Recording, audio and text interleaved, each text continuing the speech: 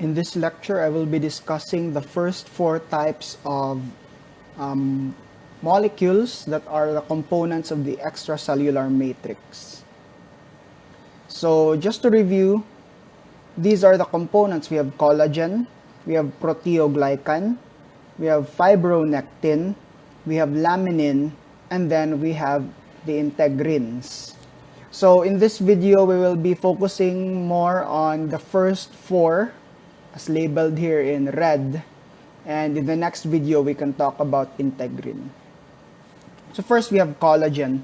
So collagen is of course fibrous in its physical appearance and its structure, and it has a high tensile strength, meaning to say it's like a cable that can resist being pulled apart.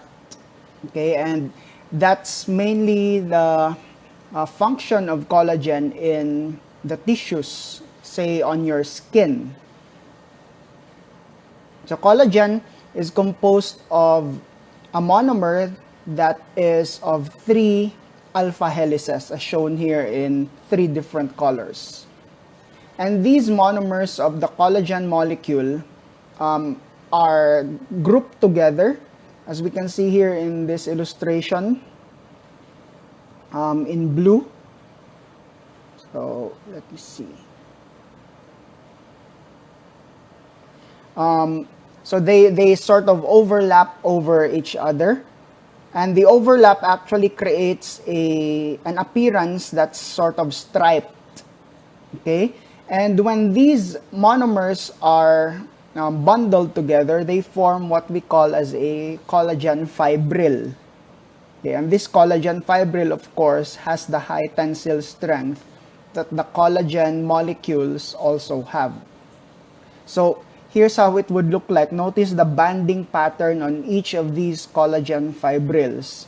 So these are type 1 collagen, and they are the structural collagen fibers that are found, say, in your dermis, in the skin, which actually helps your skin be elastic.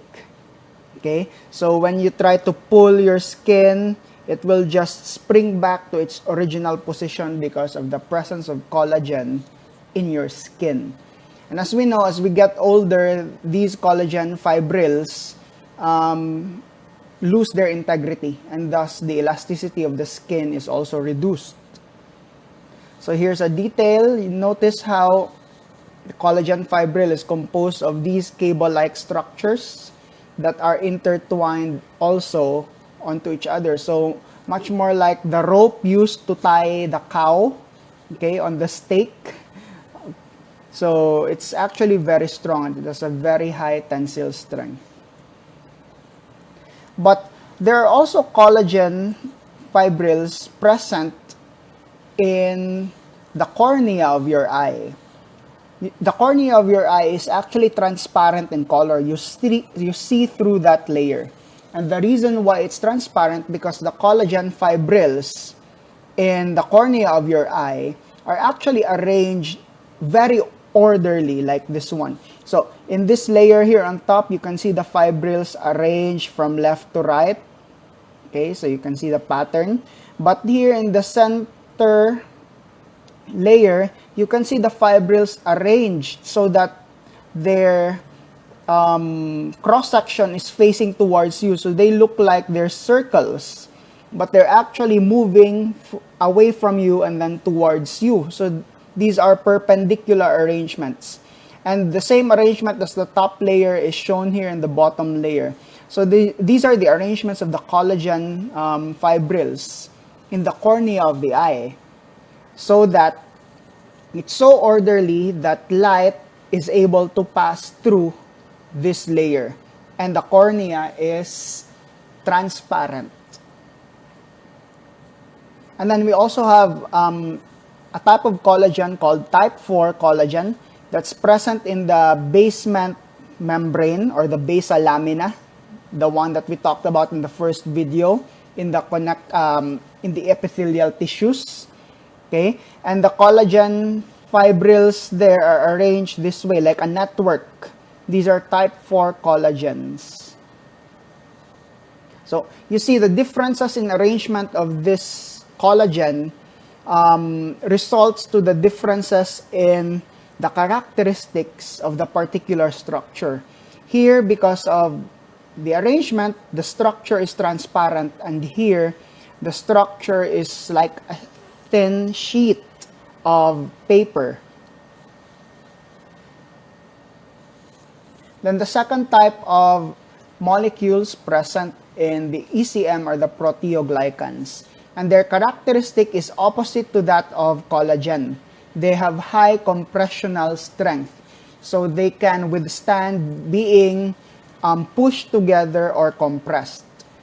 So here's a micrograph of how it would look like. You can see here the structure. There is this middle structure that's elongated, and out of that will be these arm-like structures.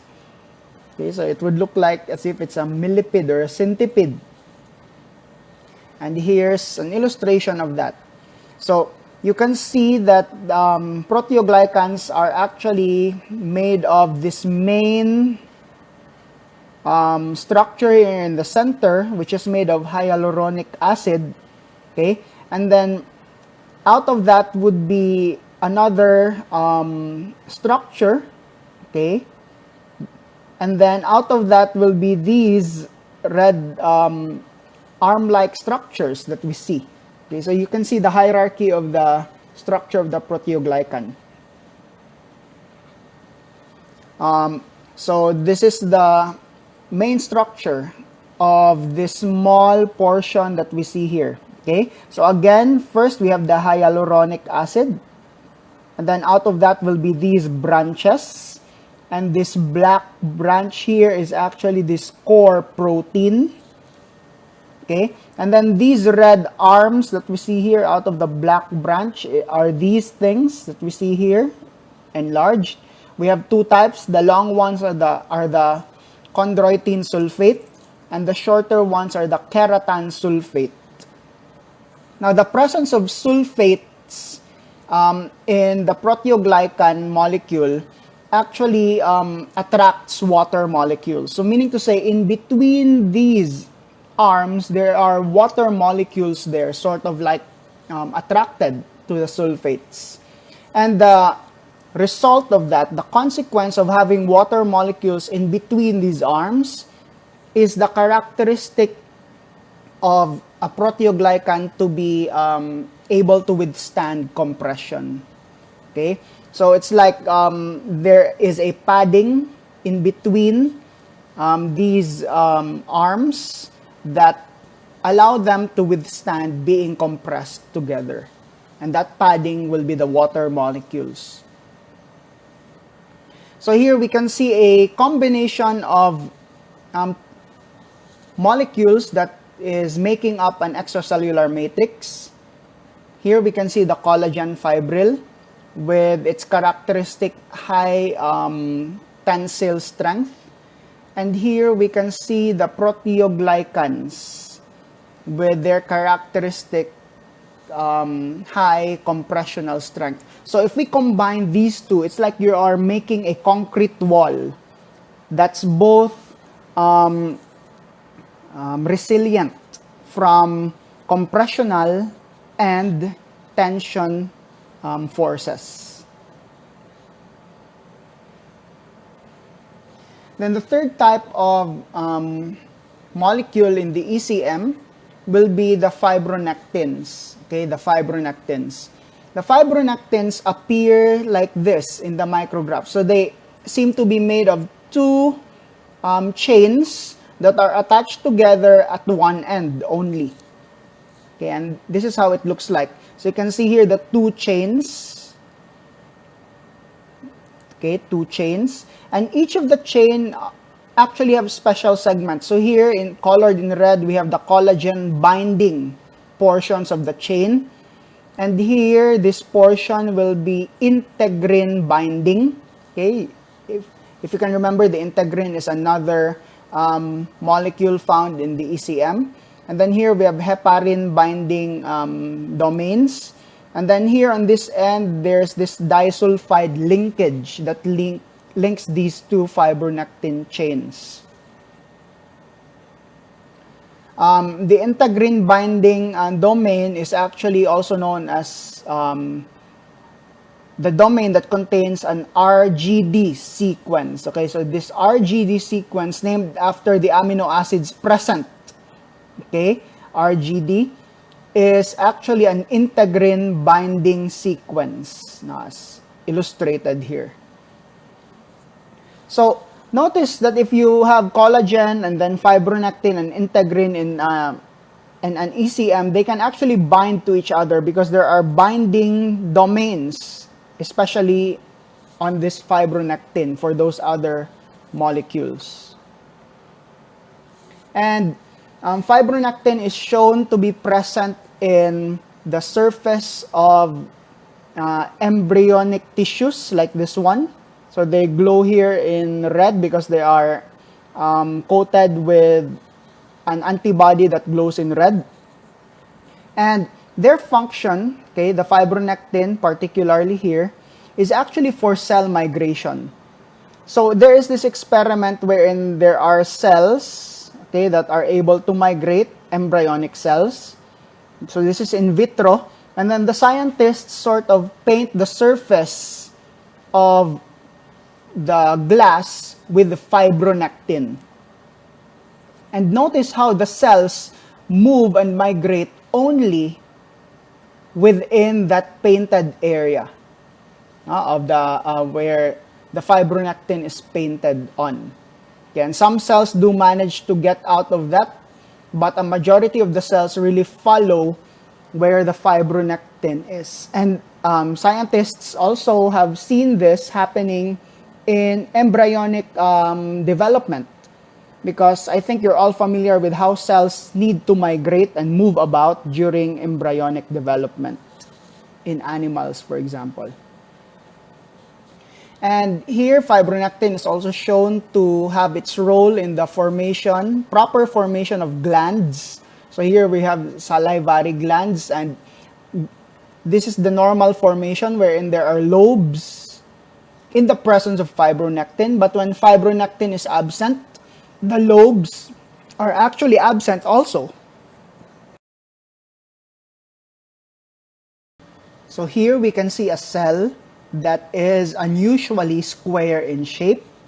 And the reason why this cell is in this shape is because the scientists have grown it in vitro, wherein they've painted the surface of the glass, as you can see here, with fibronectin. And that pattern is in a square pattern. So when they place the cell onto the glass, the cell actually tried to cover that surface where the fibronectin in the shape of a square are. And in effect, the cell now is square in shape. So notice how the presence of fibronectin actually allows cells to adhere onto surfaces. And cells would prefer to adhere onto surfaces with the fibronectin. And the fourth type of molecules in the extracellular matrix will be the laminin. So laminins actually appear as cross-like in shape, as we see here, so flexible crosses. And this is how they look like. They're made up of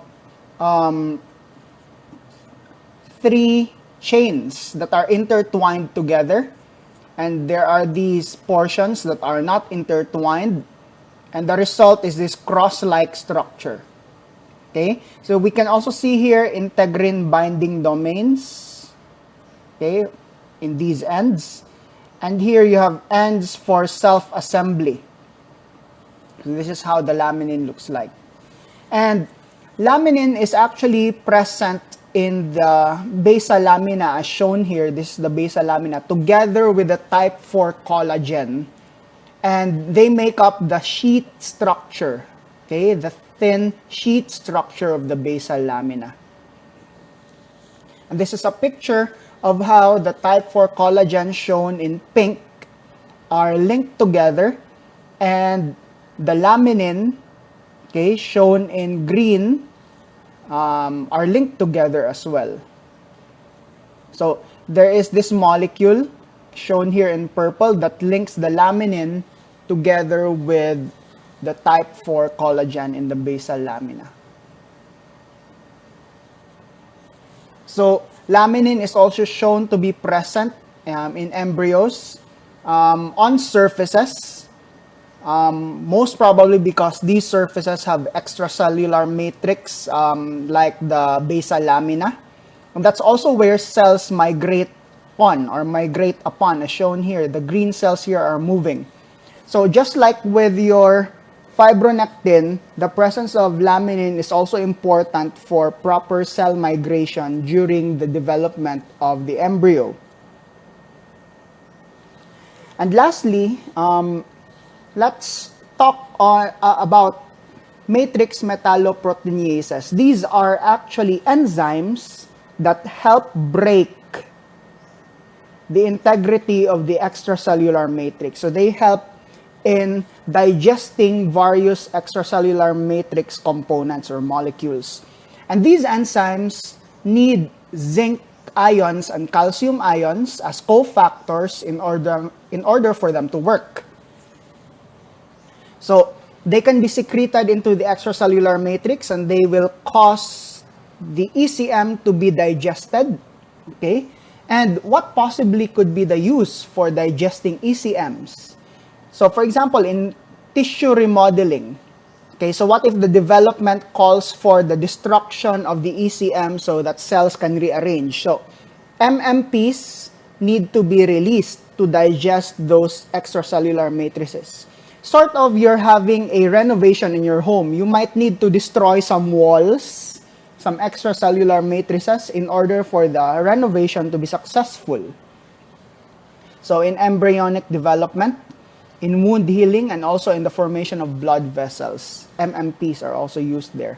But sometimes cells, there are certain types of cells that excrete or release unusually high amounts of MMPs.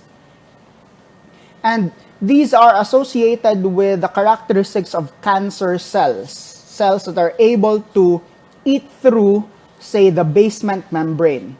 Okay? As we see here in this picture, you can see the cancer cells, because of their excessive release of matrix metalloproteinases, they are able to eat through the ECM and even the basal lamina shown here in red, and they can just move through that and move into the other parts of the body, enter your blood vessels and be carried to the other parts of your body. So the characteristic of cancer cells to be able to metastasize or spread to the other parts of the body is largely due to their abilities to create MMPs in excess.